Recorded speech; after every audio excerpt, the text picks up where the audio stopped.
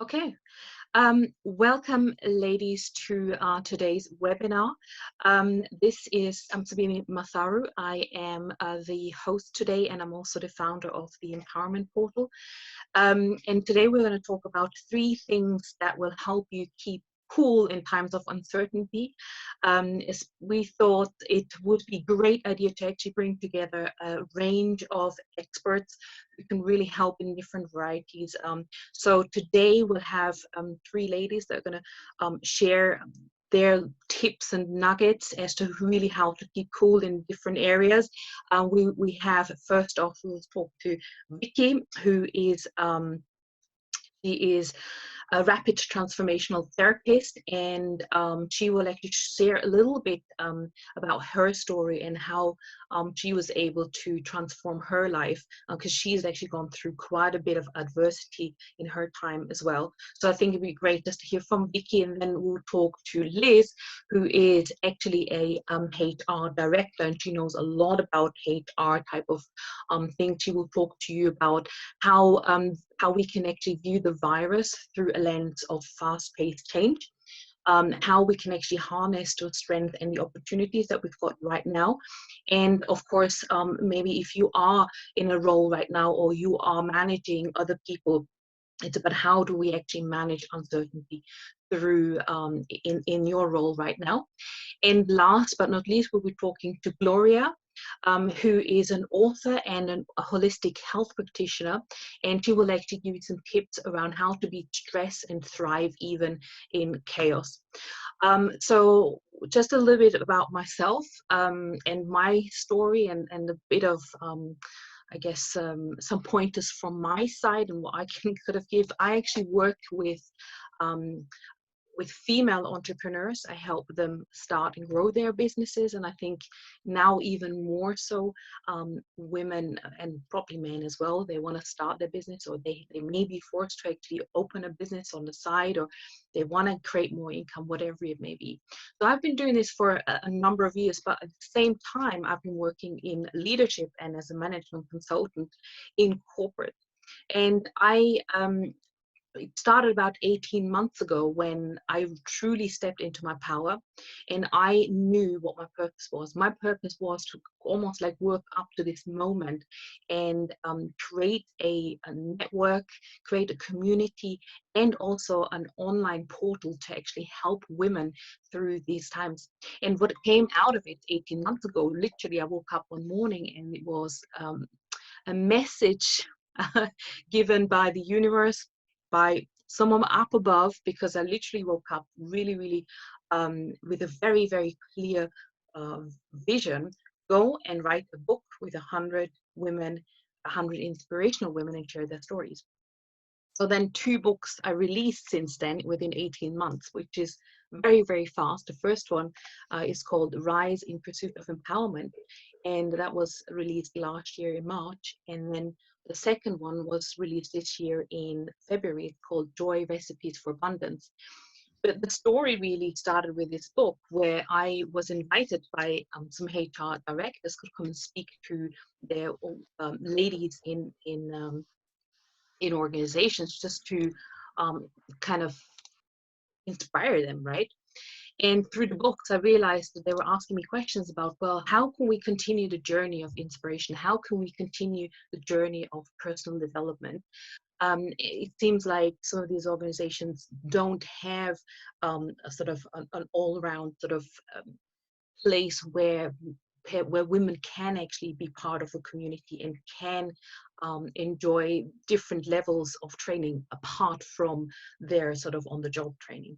And this is how it all started, where I created this community, why I have then founded the Empowerment Portal, which is a collection, a curation of different resources. And now we have about 30 women collaborating on that portal. So 3 of those ladies I have brought with me today, because they are all experts in their own right, and they have fabulous resources inside the portal, and they're going to share some of those with you today. So let's open up to Vicky.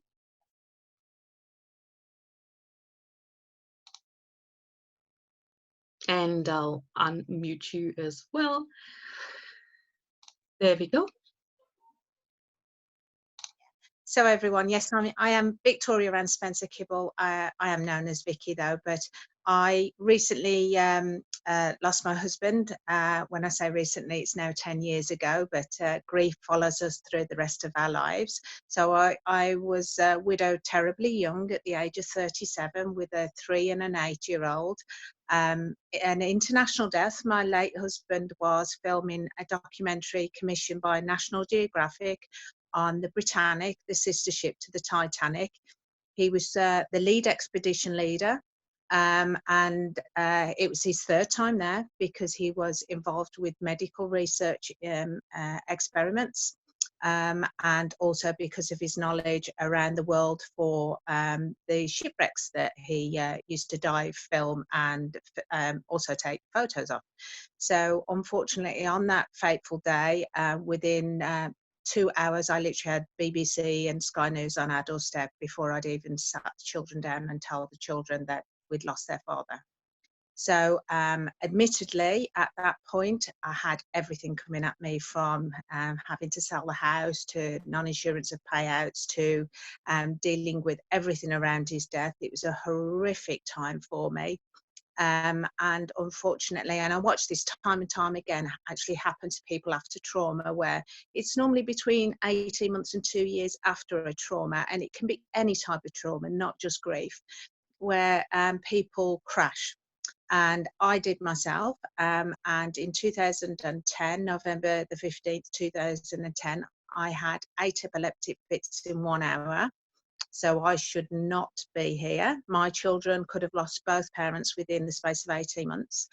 And at that point, I ended up in a coma for 2 weeks because they had to intubate me, and I'd caught a virus called epiglottitis, which swells the throat. So once I came out of hospital, I decided enough was enough, and I needed to find something to help me with coping skills for exactly everything that I was going through.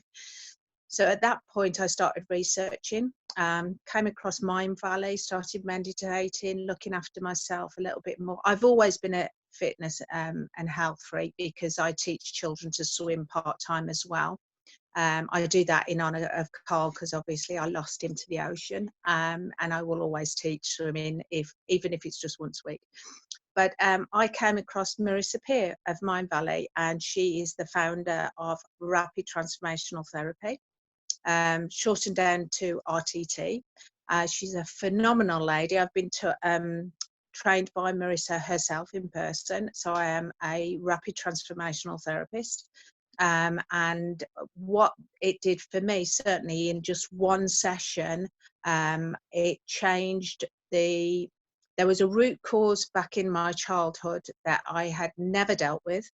And I knew that was always kept popping up, like a looping thought kept popping up back in my life. So when grief hit me at such a young age, at 37, I knew I had to deal with what had happened to me in my childhood. And in one session, rapid transformational therapy did exactly what it says on the tin. It was rapid, it was transformational, and for me, certainly, it was instant.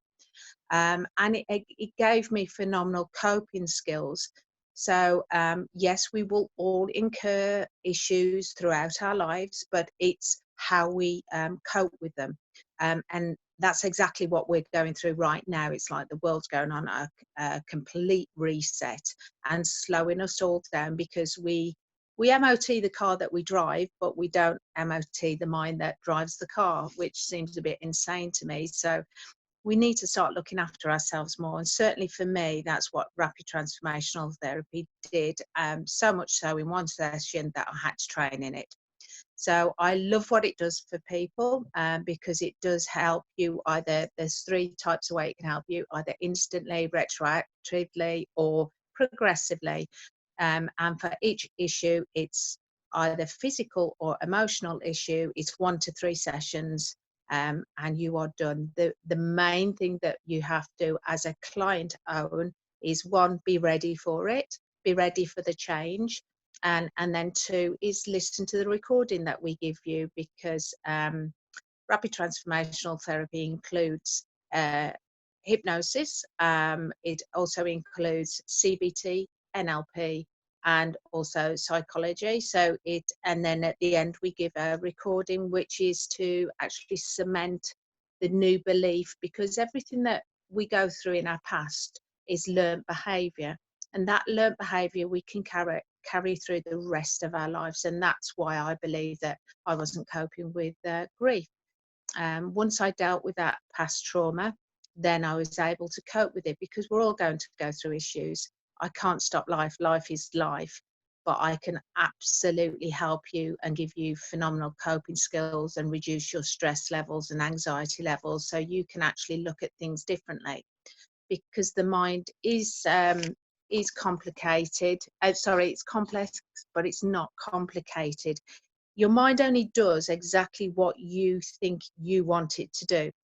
And if you're not getting the results that you want, there's a problem in the message that you're giving your mind, basically. And your mind is hardwired to move you towards pleasure and away from pain. And the way that the mind understands how you feel about something comes down to two things. That's what you visualize in your mind and the words that we use in our speech. And that's why I've used an acronym of my name, Victoria Ann Spencer Kibble, for the company that I run, Visualize and Speech Knowledge Therapy. Because it is absolutely all the what we visualize in our mind and the words that we use in our speech. And then the mind loves what's familiar. So we need to make things familiar, and it's just like your times table. It's by repetition, repetition, repetition. So if you want to make something unfamiliar, i.e. a habit, a phobia, or trauma, that's where the results hide, definitely in the subconscious mind, because the subconscious mind is always recording everything. All the answers are in there. And I love doing what I do. So your mind does exactly what it thinks you want it to do. So at the moment, I'm certainly just helping free of charge NHS workers, key workers, to help keep them on the front line because of their stress and anxiety. And I've got to say, I'm absolutely loving doing it. I've done 5 in the past week. I only started a week on Friday, just because these people are going out there risking their lives to save ours. And they are the most wonderful people on this planet. So we all want to stay well, stay safe, and stay home, definitely. Stay home to save lives. Thank you so much, Victoria. Can you just share maybe one thing that people can do from home to reduce anxiety, perhaps? Certainly. Don't focus on it. Turn the TV off. Don't listen to it. Don't listen to it. Don't turn social media on. There's so much fake news out there. Don't listen to it. If you don't let it in, it can't hurt you. I possess a anti-bullying license through Rapid Transformational Therapy as well, and this works within the workplace as well as I am actually doing it in schools at the moment. Well, not presently, obviously. And if you don't let it in, it can't hurt you. So stay away from that. Only listen to the important one at 5 o'clock at night. Listen to that one and let the rest of it go. If it's going to hurt you, let it go. Don't let it in. Because it will just keep going over and over and over in your mind all the time. Yeah, I can confirm that that's a really good idea, and just focus on maybe, and this is why I decided to do these webinars, to actually focus on the positives and focus on your personal development and moving your business or your personal development forward, rather than thinking, I mean, yes, there's all these things happening, and yes, we need to actually do our part to actually, stay safe and to protect others at the same time. But then I guess it doesn't help if we're on social media all day long and just sending Yeah. all these posts around and just making everyone else around us anxious at the same time. So It's actually, Sabina, it's actually really affecting our children really, really badly at the moment. I'm getting a lot of calls from parents worried about the stress and anxiety their children are going under, because our mind is hardwired to move towards pleasure and away from pain. its main job is actually to keep us alive on this planet. And children are really, really suffering at the moment, and they don't understand it all. It's better that they stay away from it, because then it's not familiar and it's not going over and over in their mind all the time. Absolutely. Thank you so much, Vicky. You're most welcome. My pleasure. Okay, good.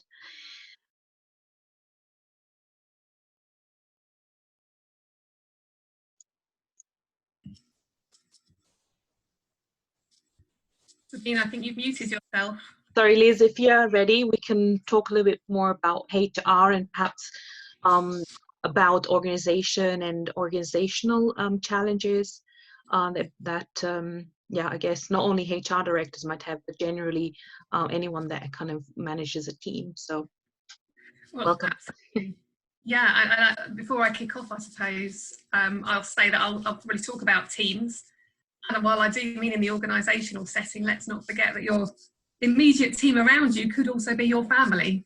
So a lot of the messages I think that I'll be sharing with you will apply to that group of people, that team, not just the wider organisational context. But yes, I thought it might be helpful to talk a bit about the virus and the current context of the world through the lens of change. And it's a particularly fast-paced change that we're seeing. We've got changes in the ways people are working, changes in the ways we need to lead our team, changes in government guidance, changes just in the way we're living our lives and where we can go and how we can interact with each other. And of course, changing technology as well. We're all using, I'm sure, different platforms now that perhaps we've never touched on in the past, and learning how to get to grips with those. And so it's not just a one-off change, it's change in many areas of our lives, and continual change, because the instructions that we're being given are changing on certainly, if not a daily, certainly a weekly basis. So I think it's very apt to talk about the virus in terms of change. And probably many people will have heard of the change curve that people go through.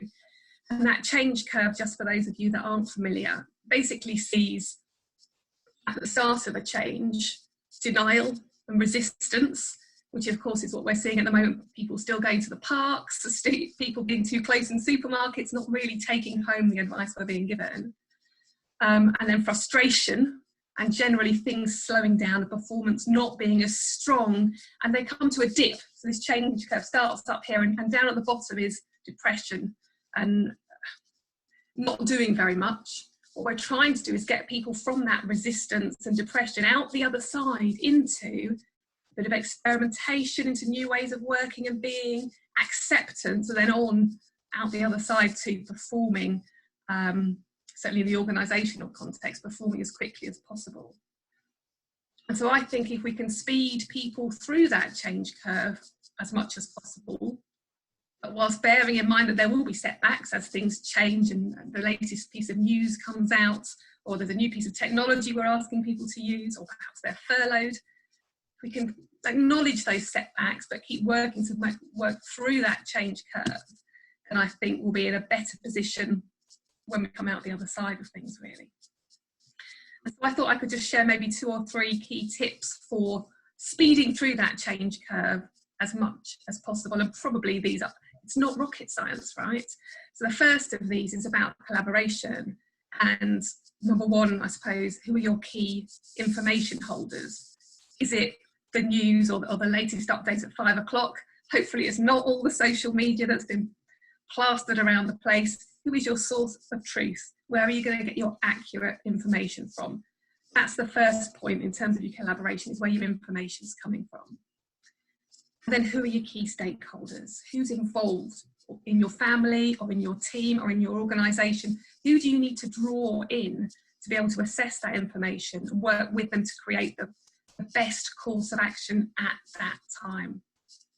And then who are your key influencers? Because it's not just you shouting out the latest message. There will be people, okay, in your family, certainly in your team and your organisation, that might not be most senior in the hierarchy in terms of power hierarchy, but certainly have a voice and are heard amongst their peers and the other people around you. If you can draw all of those people together to create a plan that is the right plan for today or tomorrow, then that's the very first tip. That collaboration is going to help see people through, particularly being involved, of course, in that collaboration. And then the next tip is about communication. Again, it's not rocket science. Frequency of your communication, consistency as well. And through the relevant media, I'm not talking about social media, I'm talking about, is it the phone call? Is it Zoom? Is it a letter? But whatever you're doing, do it in numerous ways so that people hear the same message several times. And then finally, authenticity. It's okay for you not to have all the answers today. Okay, so your communication might be, we don't know today what next week looks like, but we'll come back to you on Friday, because that's when we'll have X, Y, and Z pieces of information from our key information holders. And above all, don't, in terms of being authentic, don't paint this as a bed of roses if it isn't a bed of roses. And certainly it isn't a bed of roses, is it? But hopefully in painting an accurate picture, you won't have people being more disappointed than they need to be later on. You will have the opportunity, of course, to spread a message of hope. All right? And hope, I think, is really important. And that brings me on, if I'm not talking too quickly, which I probably am, to harnessing the strengths around us and the opportunities that this presents. I did a webinar about 2 weeks ago, just as we were beginning to see the first announcements of furloughing. And I plan to do an exercise about how the virus causes a threat to the teams and the way we work together. It was only a few minutes before the webinar where I thought to myself, hang on, why am I just talking about threats here? We need to broaden this up and get in the right mindset, because yes, of course there are threats, there are also opportunities, and the teams around us, there are strengths in the people in those teams, okay? So I ended up doing a SWOT analysis, and we did the whole piece. And just, well, as I say, from a mindset perspective, being aware that there are silver linings and opportunities and strengths within us all, I think it was a lot more powerful than just focusing on the threats and what you can do to overcome those threats. In terms of some of those strengths, some of the things that came out, which I'm sure will strike a chord with many of you, things like, oh, I can just see there are some people waiting to come in, Sabine. I don't know if you want to let them into the room. Some of the strengths were about how bought in our teams are, how engaged they are into wanting to help. And that's hugely powerful. And in many kinds of change, I don't think we do see that. But certainly in today's climate, people all understand that this isn't just a decision coming from somebody perhaps they don't believe in. This is a global event. And as a result of that, there is, I think, a lot more of a feeling of wanting to pull together and to work together so that we can all ride through this. So I think that's a fairly powerful strength we've all got there. And there was a lot of, in terms of the feedback in that webinar, a lot of talk about inbuilt resilience in individuals, in teams, in just the systems that we already have in place and the processes. So hugely powerful stuff. And some of the opportunities that came out of that webinar were amazing. I'll read through a few.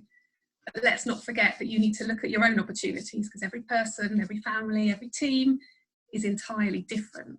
But the ones that were flagged up to me during that webinar were things like these different ways of working. I do think that the world of work will never be the same again, and how fantastic for the people that have been able to work from home and have the flexibility that they may have been craving for many years.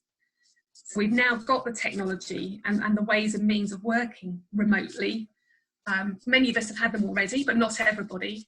But certainly it will be hard now for many organisations to judge that that's not appropriate to do going forward. So I think from a world of work and women in work and people returning to work, personally I see that as a fantastic opportunity going forwards. But we've got other businesses who are reviewing their products and services.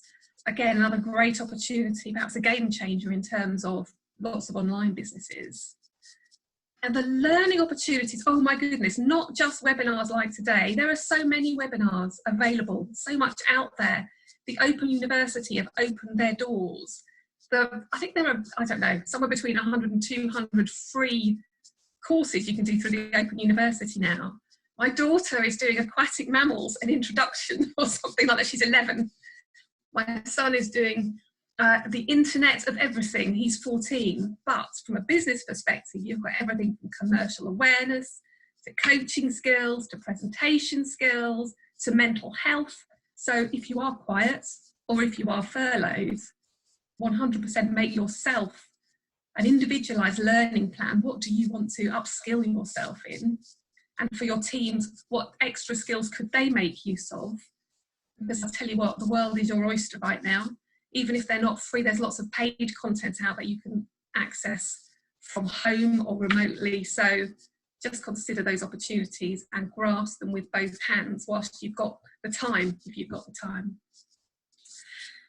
And the final thing I was going to touch on was about uncertainty in your own roles, because many of us are quieter than we were. Maybe we're furloughed, maybe businesses are shrinking if you're not in a large established organisation, and that can be really unsettling. So what can you do to build your personal resilience? And I'm quite an action-focused person. I always like making a plan, writing it down, sticking it on the wall, because then other people can hold you accountable for taking those steps. And we've touched on training, of course we have, but perhaps if you are worried about your role, this could well be an opportunity to look at your CV, to brush up your interview skills, and even to consider a career change if you're not really sure what you want to be doing. And I know in the empowerment portal that Sabine can give you access to, there's a huge amount of resource coming through on that. Some of it's mine, but there's lots of other providers on there as well. So check those out. And if you're not actually sure, if this has given you cause to think, I'm not quite in the role that I want to be in going forward, and these large life events do cause that change in mindset, think about what you want to do. And if it's helpful, I'll just spend a minute or two taking you through an exercise I sometimes do with my coaching clients. And that's all based around what you want from your work, basically what your motivators are, and make a list of what those things are that are important to you. Now that could be money. Of course, we've all got to pay the rent at the end of the day or the mortgage. But is it location? Is it really important that you're within 20 minutes drive from home? Is it the sector you're working in? Is it the size of the organisation? What's important to you? So write your list of motivators down in a column, down one side of the page. And then rank in the next column over how important those are to you. Mark it out of 10. If money is the be all and end all, give it a 10 out of 10. And that's fine because it's for you. This is your decision making. If it's working within 20 minutes of home, that's the most important thing. It's a non-negotiable. That's a 10 out of 10. But whether it's flexibility or it's just a nice to have, obviously you can give it a lower score. And then just to give yourself a benchmark, your next column would be your current role and how that measures up against your motivators. So if money is really poor in your current role and it's a 2 out of 10 and you know you want a 10 out of 10, you know there's a little bit of a disconnect there. And money's obviously only the one example. But that should give you a bit of a yardstick as to how happy you feel in your current role. Now, of course, you can add as many columns if you like for alternative roles that you might be thinking of, whether it's a role you're hoping of or one you've actually read in the paper. But certainly in one of those, I get myself set up so that I am right for that role when I next see it advertised. Can help me get there. What friends, what networks, what colleagues do you have available to you that can help you get your 10 out of 10 role, if indeed it's not one you're in already? Okay. So I guess through all of that, and I've sped through, my key message is it's about having that positive mindset, harnessing those opportunities and collaborating so that you and your team, whether that's work team or family team, I guess, are just in the very best possible position when we come out the other side of this storm that we're in at the moment. That's me. Right. Thank you. I love that, Jana. I believe there is lots of opportunities coming out of this as well, and movement. I think shuffling and movement. And you're right. Yeah, part of the idea of the Empowerment Portal, and funny enough, that was already 12 months ago. Without all of this, I had the idea to actually put all resources under one umbrella, and I'm talking resources that are relevant right now in the market, and getting real people behind into the portal rather than just watching some videos. And I don't know, because that's the thing, isn't it, with nowadays, whether stuff online on YouTube, you got to kind of you kind of second guessing how this applies to your life and to your business if you're a business owner. And I guess that's the whole challenge, where you don't have the community, you don't have anyone to actually ask a question. And that's really what we're trying to achieve with the Empowerment Portal. And we are always bringing more and more people, more and more resources into that arena as well. I will share some more information a bit later about the portal. I'm going to leave a little link there as well. We have decided, normally we have like an annual sort of fee to join. We have that reduced by about 75% because we really want to help as many people as possible. So right now it's really, really low fee, from only 97 pounds just for the year, which is we call it the Empower Me Now license. So you can have the license to empower yourself now with the Empower Me Now license. So feel free to have a look afterwards. So we're going to go over to Gloria.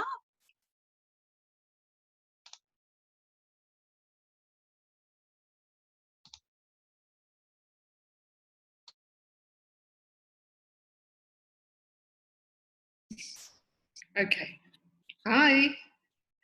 Hi, everyone. Hi, Gloria. Nice. All the way from Dubai. Yes. That's exciting.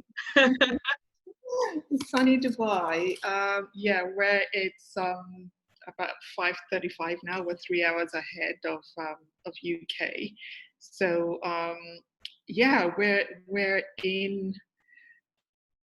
Who knows what to call this these days? What we're in, what we're in right now.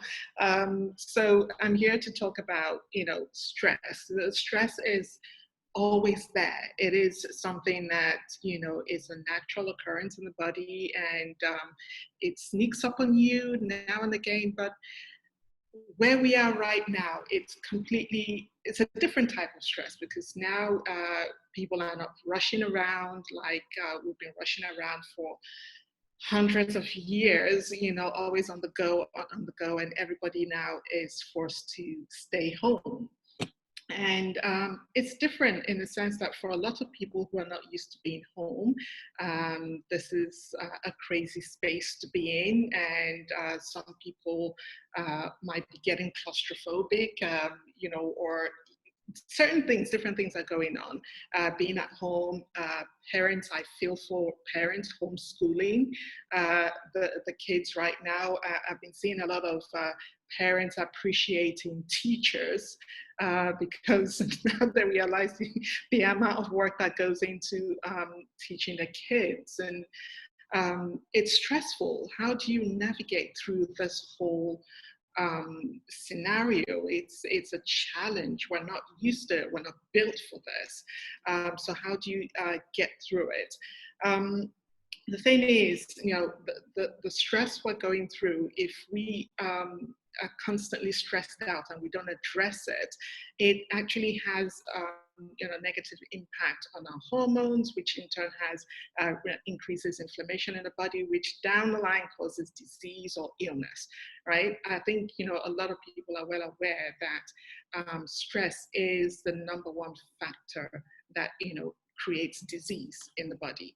So we need to be able to navigate through that, and to put it into context, and give you a bit of insight into my journey. Has been a case of, I used to be an IT consultant, freelance in the UK in the finance sector, and that's what I did. Black, female, male dominated environment, and working double hard. And the thing is, because I was freelance as well, was commanding a day rate. In the UK, it's, we call it contracting. In other places, they call it freelancing. And for those in the UK, you know what that is, IT contracting. It was a very lucrative thing to do. And obviously, I had to prove myself to the men I worked with, that I was worth that money. And obviously, the stress was there, the working hard, late nights, weekend, because I was working for international companies as well. And I ended up getting diagnosed with breast cancer. So I had to leave, finish up my contract and focus on the rigorous treatment of numerous surgeries, chemo, radiation, and 5 years of drug called tamoxifen, and 2 years of Zoladex injection, because the type of cancer I had was estrogen positive. So why am I saying this? I'm saying this because looking back at that time, having gone through the journey of healing myself and learning and training myself, writing my book, through the research I did, discovering that, where you start to heal yourself is food, right? What you feed yourself can literally, heal you or kill you. That's number one. Number two, you have to pay attention to your stress levels. Because at that time, looking back at that time, I didn't realize how stressed I was. I didn't identify with stress at all. When people would come to me and say they're stressed out, I'm looking at them like, what's wrong with you? That's like, suck it up and get on with it. So, and, for me, the signs were there, but I wasn't listening. I used to get migraines a lot. I had really bad skin. I didn't used to sleep. I would have aches and pains. I twist here and there and the pains are there. So, there are a lot of signs. The body sends you signals, but we as human beings are not very good at listening. We're not very good at connecting with the body and, what it's trying to tell us and how to change things, because the body is such an incredible biomachine that it's so intelligent. It knows how to heal itself if it's given and put in the right state to heal itself. So what you need to do is feed it what it needs, and the body does tell you what it needs, right? So as everybody, like I said, stress does, cause inflammation in the system, and that inflammation left unchecked causes disease. So what can we do to change this whole, navigate through this crazy we're going through, to, actually come out the other side actually stronger rather than just normal? But it's a new normal. Let's come out of it feeling stronger, feeling well equipped to, start on, okay, the world has changed. What do we do now? Liz touched on, different ways to rethink where you are, what you're going to be doing career-wise, or whether it's business-wise, because things have changed. Let's face it, the world is not the same. It's never going to be the same. So what are we going to do about it? And dwelling on the negative 100% of the day is not productive, right? And we're only harming ourselves doing that. So I wrote down a few things that I'd like to just quickly go through. And one thing I would say is pushing through the stress, which is what I used to do back then, is the worst thing you could ever do, right? So try to, address it, and with some of the tips I'm going to talk through now, and just focus on that and heal yourself. So the first thing I'm going to talk about is your breath, right? Breathing, because here's the thing, your breath is the most incredibly powerful tool that will help you distress, and can literally distress yourself within 4 to 5 minutes using your breath, right? So here's the thing, deep breathing helps you reset your autonomic nervous system. That's what it does. So, the automatic functions like your breathing, your heart pumping, blood pressure, that's what it helps you to reset. So, like I said, it only takes even 2 to 3 minutes, right? Doing deep breathing exercises. And towards the end, I will take you, if we have time, I will take you through a deep breathing exercise that will give you, show you how easy it is to actually reconnect to yourself by breathing, through whatever stress is going on. And then the next thing is, you know, we could go for a walk. If you're here, okay, I'm in Dubai, and the thing is, right now, the rules change every day, right? So we're in a position now where we have curfew, literally like 24/7. And if you have to step out your door, you have to get a permit, because people are still not listening. Literally, seriously, I don't know what it is and what it is about. Okay, no judgment here, but the thing is, people are not listening. So they've had to put strict rules in place, right? So if you want to step out, go cycling, walking, go to the grocery or pharmacy or whatever it is, you have to go onto this website, put your details in, and get a permit, which works, because within about 10 minutes, you get a text message, you know, with the permit to say, yes, okay, you can go out. So when you get stopped, you have that permit. And if you don't have the permit, it's an automatic fine of about 2,000 dirhams. That's about, I think, 500 or 600 pounds straight on the spot. So to avoid that, that's what they do. But in the UK, from what I've heard, people are still able to go out. So if you're able to go for a walk, you know, going out in nature, I know some of the parks are closed. Wherever you can go for a walk, the idea is to get out and get some fresh air. If you have a garden, use the garden. Right? For those in apartments like I am, you know, just, you know, I go for a walk now and again when I need to get out, or I go onto my balcony. So do that as much as you can. And then the other thing is, let's try not to avoid stress by turning to alcohol or drugs or compulsive behaviors, because these would only do you more harm than good. So let's find other ways, like, you know, I'm going to share more ways to actually, you know, distress yourself and, you know, just get away from that stress building up and sitting with you. Because I know a lot of people, I've heard a lot of people saying, oh, you know, we're having a cocktail party on Zoom. Hey ho, you know, let's do that, you know, once in a while. I'm not saying never touch alcohol, but, you know, if seen as we're not, you know, out and doing what we need to do as per usual, let's try and put that at a minimum as much as possible. I just talked about going out, regular exercise. A little over a week ago, I have a Facebook group, and I did a 5-day challenge in my group on, you know, exercising. You know, so how do you keep yourself, you know, motivated to exercise? And that's, you know, having a challenge was what kept me motivated. I think I did it more for myself than, you know, my group members, but it was good. The interaction was, you know, really, really good, and people got into it. And I found that, you know, that's when I started using the staircase in my building. I'm on the 19th floor. I went, you know, I did 10 floors, and the first time I did it, I was like, am I this unfit?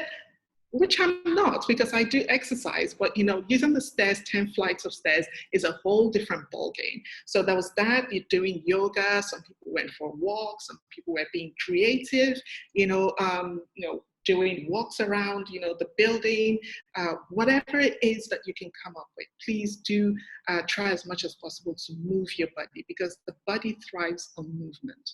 Right? So we want to keep our body moving, since we can go for long walks or do our usual activity. The other thing is, try to make sure you unplug from technology. We're all online now. Everybody, the danger is that literally we can sit in front of our laptops or computers or on our phones all day and not move. And then if you move, you're moving from your laptop to the TV, so it's all technology. So try to turn off your phone or power down from, you know, your laptop at least 1 hour, you know, during the day, and, you know, take some time to walk away, have breaks, probably set a timer on your phone to remind you to walk away from your desk, you know, literally to walk away and have that downtime and, you know, less radiation going on in your, you know, on your skin and your whole being. The other thing, I'll do a couple more, there are a few more, but I'll do a couple more just for time. The other thing is, rediscovering what your focus is, finding out what your why is, having a larger purpose in life can help to, relieve stress. So you might want to, go back to why you're doing X, Y, Z. If you're an entrepreneur, why you started up your business, could it be for your family, your health, and any other goals? Go back to that, and you may, this is going back to what Liz said, before, just you might find you have, a new purpose, or you might want to change certain things. So your why is a good place to start. And then the other thing is listening to the voice, calming your mind, right? Listen to the voice in your head and be aware of what it's telling you. If there are a lot of negative self-talk in there, try to, turn it to positive. It's easier said than done, but if you let the negative keep repeating itself, that record is keeps repeating itself, then it starts to stress you out, and you're going into a no-go zone that you really don't want to get into. And the other thing is organizing your time. Try to organize your time during the day. I'm not sure who said it, just start your day as you mean to go on. I start my day with prayer, meditation, do a bit of exercise, yoga before, make my juice, just sort myself out, nourish yourself first. That's key. Nourish your body, nourish your mind, nourish yourself emotionally, physically, and mentally before you get into the work mode for the day. That sets your day up to be more positive and more productive, right? So let's try to, do that as well. Like I said, I think I'll stop there on that's a lot of steps to go through. Do I have time, Sabine, to do like the deep breathing? Yeah. Why don't we do that right at the end? Is that okay? Yeah, that's fine. Yeah, okay. Thank you. I can't imagine. I mean, I've been to Dubai just a couple of months ago, and now you're telling me that you got a curfew. I can't even, imagine not being able to go to that beautiful beach. Yeah. I completely agree what you say.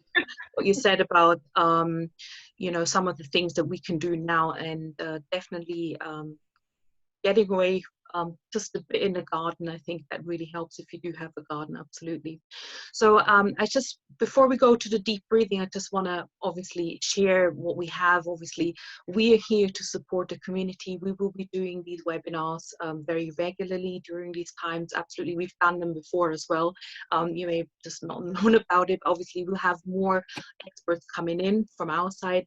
With your permission, I'm just gonna put it out there. If you wish to come and join the community, and if you potentially want to work with someone like one of the ladies, or want to see what they're actually offering, absolutely you can do that.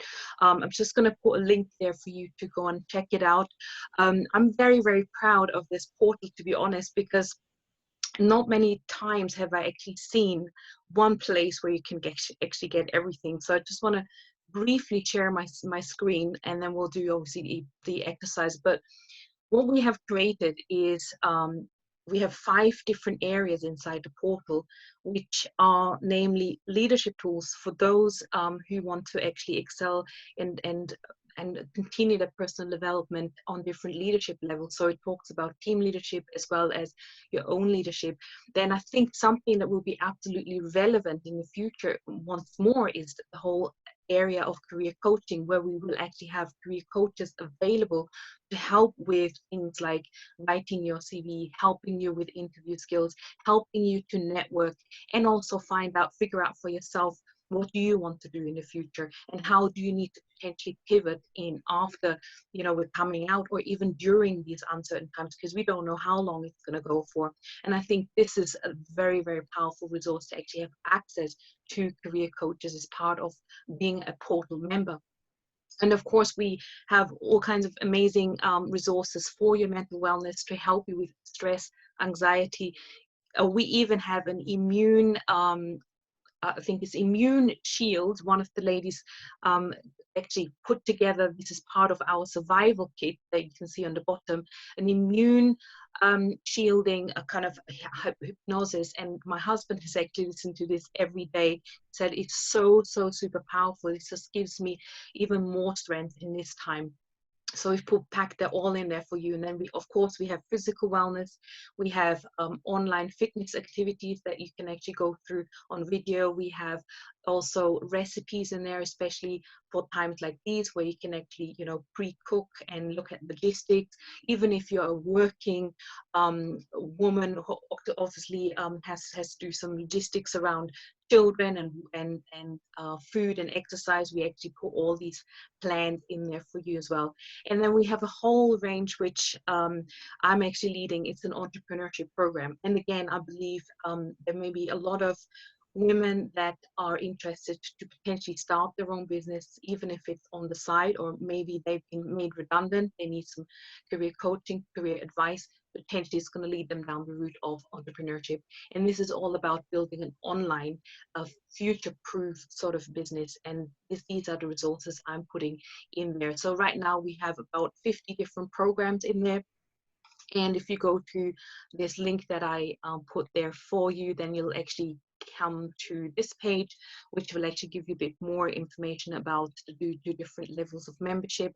As I said, this is from £97 right now. It's never, I don't think we're going to have it at this low ever again, but really we just want to make sure that people do get the resources, and you know, of course you will be able to truly dive into some of the content and connect with our experts and get some personal support. We're also creating a community around this, because I don't believe transformation is about watching videos and reading a workbook. It is about connecting people and connecting the dots long term. So that's it from my side. You can have a read through this. If you do have any questions, you can always email me on sabine@reachforgreatness.co.uk. I'll also drop my email in there as well. And yeah, we look forward to potentially have you in the portal, or if someone that you know may be able to, you know, benefit from these resources, especially going forward, then feel free to share that with them as well.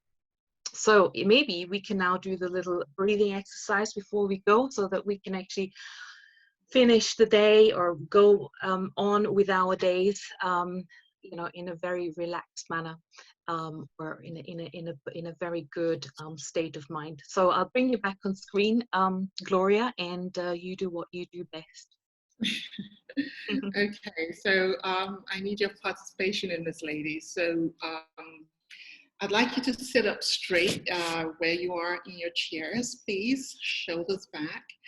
And I'd like you to close your eyes and take a long, deep breath, and make sure you're breathing deep into your stomach, right? And that's because we tend to breathe just to our chest area, and that's not breathing properly. So deep breath right into your diaphragm, and then let it go. Deep breath in again, let it go. And we're going to count it on. The deep breath counts to 4, in and out for 4. In again, count 4, and out for 4. Now on the next breath, breathe in and then hold it, count 2, and then let it go for a count of 4. In again, hold it,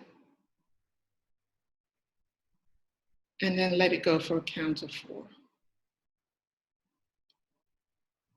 In, 4, hold it, and go for 4. Right, take a deep breath in, count for 4, hold it for 2, and then let it go for 4. Right, I'm going to say a few affirmations while you're still there, and then we'll do one last breath. In the infinity of life where we are, All is perfect, whole, and complete. I open myself to the wisdom within, knowing that there is only one intelligence in this universe. Out of this one intelligence comes all the answers, all the solutions, all the healing, all the creations. I trust this power and intelligence, knowing that whatever I need to know is revealed to me, and whatever I need comes to me in the right time, space, and sequence. All is well in my world. Now take one last breath in and let it go.